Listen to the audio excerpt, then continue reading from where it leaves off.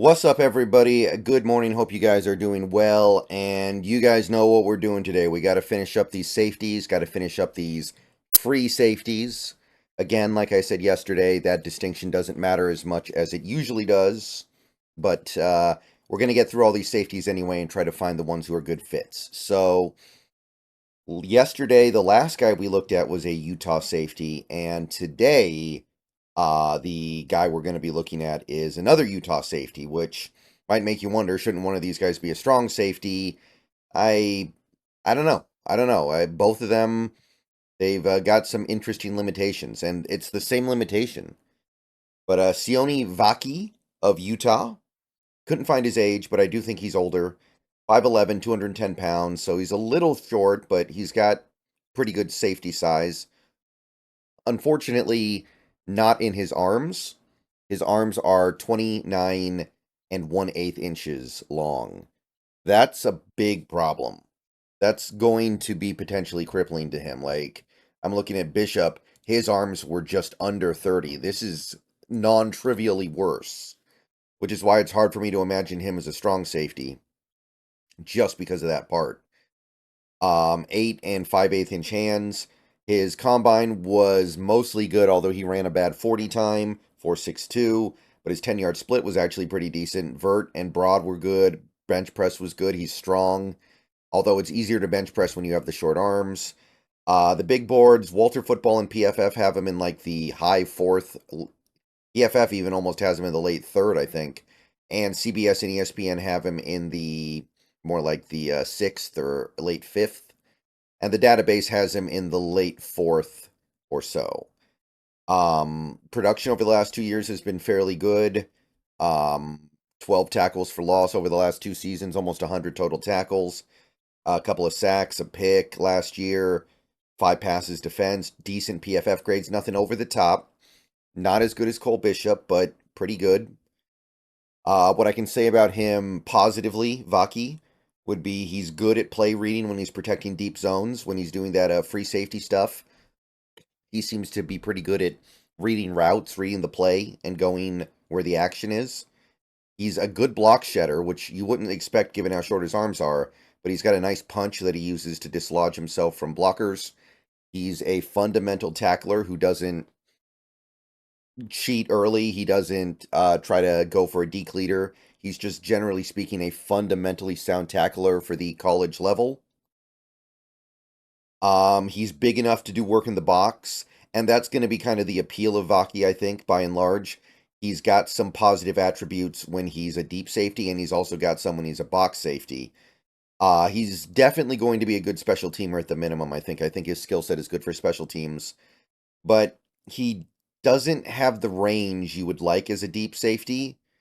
And generally speaking, I think that when he actually gets into coverage, like actually having to man cover up a player, he's a liability. He can't really keep up, and he's also the short height and short arms make it harder for him to win battles at the point of catch. And his short arms, you wonder if he'll be able to tackle with that. And I don't know if he's going to be a free safety or a strong safety. I can make arguments to both sides. And at the end of the day, I wonder if he'll just end up not being able to do either. So he's got a lot to overcome to make it at the NFL level. But I guess the baseline of him being a good special teamer makes him worth a sixth round pick. And then maybe you can get versatile stuff out of him. So that would be Vaki. Next guy we're going to look at here. Let me zoom in a little bit, actually, for some of the people who like to read along. We've got Josh Proctor of Ohio State, the Buckeyes. Could not find his age. 6'1.5", 199 pounds, 32-inch arms, 8 3/4 inch hands. Combine was mixed. His 40 time was meh. His broad jump was about average. His vertical was really low, but his 10-yard split was pretty decent. So not really doing anything either way. The only big boards that I found him on at all the big ones are PFF and CBS. The mock draft database, however, has him in the top 200, even though neither of those big boards had him getting drafted. So Proctor is getting boosted up by the smaller big boards. Take that for what it's worth. Only year of significant production really was last year. 47 tackles, 4 for loss, a pick, 8 passes defense, so he's got some ball skills. and he's got good PFF grades. So I like how he triggers downhill quickly when he's deep and then the run play comes in. It seems like he's got a quick trigger to going from, protecting the deep zone to coming up in run support. He's also quick to react when he's in zone. He quickly makes plays on the ball. He quickly closes in on the catcher, quickly closes in when a ball comes into his area. His open field tackling is pretty good as well. He's got enough reactive athleticism to catch players that are trying to shake away from him. He's got nice length overall. It's not anything crazy good, but for this part of the draft, it's good. And he uses it to make plays on the ball at the point of catch, trying to dislodge it, trying to pry it out, trying to just disrupt the point of catch. And I like his ability to plant and trigger when he's, facing the ball and he's backing up or he's backpedaling or he's side shuffling and then he sees where the play is going. He's got a very quick and decisive move to just commit downhill to playing wherever it is he needs to go. So those are the things I like about Josh Proctor. His speed does show up negatively on the tape for sure. He gets beat over the top sometimes because of it when he gets a little too aggressive up front. So he is a pretty average in terms of like recovering from getting beat. And overall, I don't think that he's great as a deep safety. I like some of the elements of him as a deep safety, but he just doesn't have range. He doesn't have the range that you like. His hands are not good. He drops a lot of potential interceptions. And he was a member of the Ohio State Buckeyes for a full 6 years. And he played in at least one game in all 6 of those years. So I couldn't find his age, but I do know he's an older prospect. So I think that in a year like this, a 4.55 40 for a safety is actually pretty decent.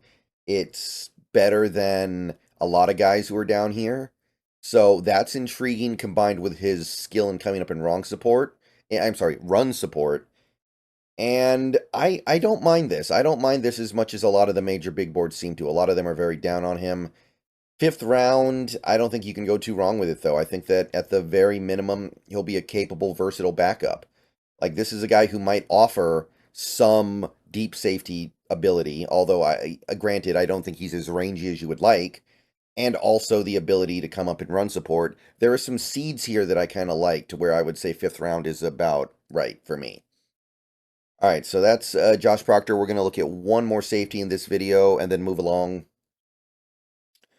It's going to be Dadrion Taylor Demerson. Quite the name, quite a mouthful.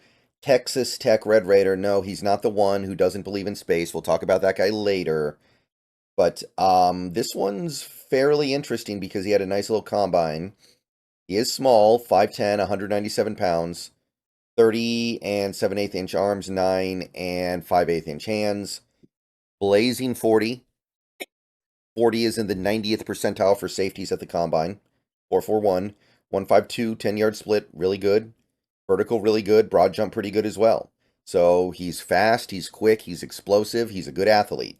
And even though he's only on one of the major big boards as of right now, it's on PFF, who actually has him in the top 100. Now, I don't think Taylor Demerson's going to go in the top 100, but it does indicate that there is a unique athlete here that is maybe going to be more appealing to a team than you would expect based off production. The database has him in the late 4th, which I think is a little more realistic.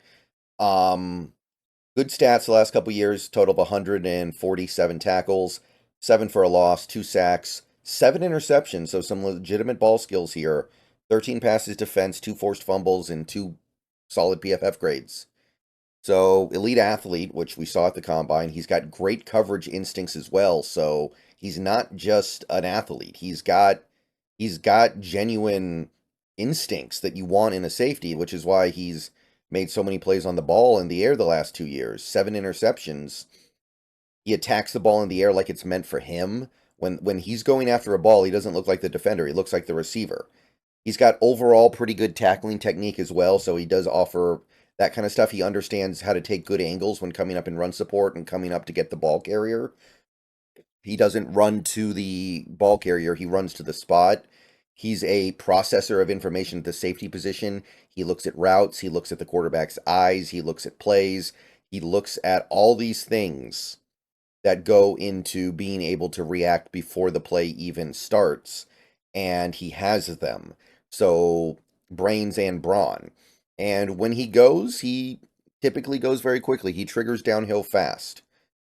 He is smaller, which is definitely going to be an issue, 5'10". I think that sometimes he gets a little over aggressive, which is part of having a quick trigger, but eye candy can kind of beat him up, play action, misdirection, stuff like that. He doesn't hit very hard. He doesn't have a lot of force in his hits. A lot of guys will fall forward when he tackles them. Sometimes his eyes get stuck in the backfield, and a receiver will just beat him over the top. Although he does have the recovery speed to potentially make up for that, which a lot of players don't. And just overall, he's not very physically strong. He's fast, he's quick, he's athletic, he's smart. He just isn't everything that you would like there. So he's very interesting for sure because he is such a good athlete. I don't know about him in the box because he's not a very good well, he's not a bad tackler, but he also doesn't come up with that linebacker intensity that you're looking for. He's not very strong. So I don't love it or anything. I'm not falling all over myself for it, but there's versatility here, man. More versatility than you'll usually find in this area. I'd go for him in the 5th round if he's available there. I think that there's some bust potential here, but there is a lot in this package. Honestly, I might even say 4th round. I wouldn't even hate the 4th round for Taylor Demerson. He seems good to me, but it's a tough evaluation, admittedly, because it's mostly based off traits. All right, more safeties later. See you guys later. Go Hawks.